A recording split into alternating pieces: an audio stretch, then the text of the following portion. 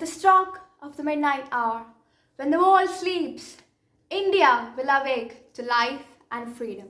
Pandit Jawaharlal Nehru. Hello everybody. August represents a month of freedom. August represents a month of new beginning, of new hope. It is because it was on August 15th, 1947 that we Indians gained freedom from almost 2 centuries of enslavement under the British government. And henceforth, August 15 is celebrated as the Day of Independence, a day of great joy for all Indians. India's freedom fight history is a very long one. India is one of the rarest countries in the world to acquire freedom with peace and not through war. If today we can tell that India is our motherland, and if today India stands as one of the most powerful countries in the world, it is due to the selfless sacrifices done by our ancestors. Looking back at the history, we see India as the richest country in the whole world. Marco Polo called India as a golden bird. But India's doom started in 1757 when we lost against Britishers. From 1757 to 1947, nearly 200 years we were under the British rule, or better still, we were crushed under the Britishers. Who are these Britishers? They came in India merely as traders for trade relationship, and then they became Indian citizens, later Indian rulers. What was their aim? Wealth, India's wealth. They wanted India's wealth, not Indians' prosperity. They did not consider Indians. They forced their racial discrimination upon us. They considered us as their slaves. We were tortured. We were deprived of our rights as Indians. India became a colony, a poor colony under the British rule. How did the Britishers gain our rule? How did our great Mughal dynasty, the Rajput kings, come to an end? Sad but true. More than half of the British army, more than half, were Indians, not Britishers. Our ancestors thought that the Britishers were enemies. They failed to understand that the real enemies were inside us, that our superstitions, our differences on the basis of caste, creed, religion, they failed to understand that these were our weaknesses. But the Britishers did.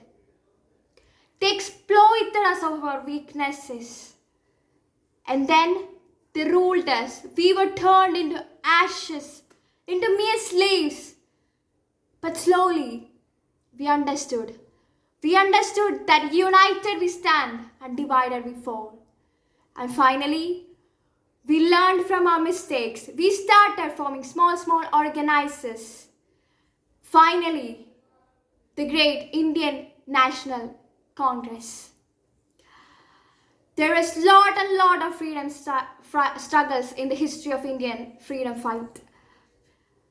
But still, from the first war of independence in 1857, we fought violence with violence. These Britishers taught us that Indian-British unity was possible, but Hindu-Muslim, therefore Indian-Indian unity was impossible. Then we failed. We failed and failed. Lot of our leaders were dead. They tortured us brutally. And finally, a new leader rose to take his place. Mohandas Karamchand Gandhi, popularly known as Bapuji. Yes, Mahatma Gandhi himself took his role as the leader of the freedom fight. And under him, we learned new strategies to fight. We learned non-violence and satyagraha. And then we fought. We fought the guns and bombs of the Britishers with our speeches, our processions, our gatherings.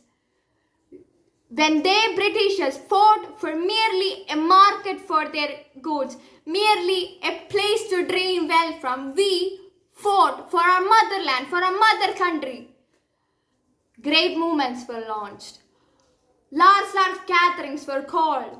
There were unpardonable conditions like Jallianwala Bagh massacre, which drew out the face of cruelty of Britishers in front of the whole world. Many were slaughtered. Thousands and thousands of mass slaughters were happening. But still, we did not give up. Three of the most important movements that have taken place in the history were non-cooperation, civil disobedience, and Quit India movement. Finally, we gained our independence.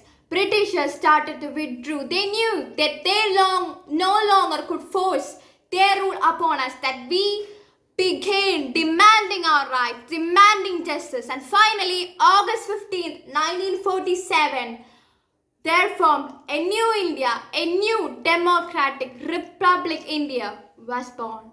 Yes, this is the history of Indian freedom fight. The true story behind our independence. So today, while celebrating 73 years of independence, we must walk through the paths our ancestors showed us. The path of non-violence.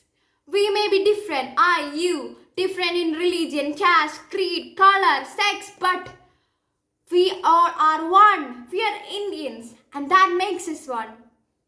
Let us all build our nation together. Today, for Christians, we also celebrate the Ascension of our Mother Mary. Blessed Virgin Mary stood by the side of Jesus in his quest. What was his quest? To free man from sins. Yes, she stands as a symbol of freedom.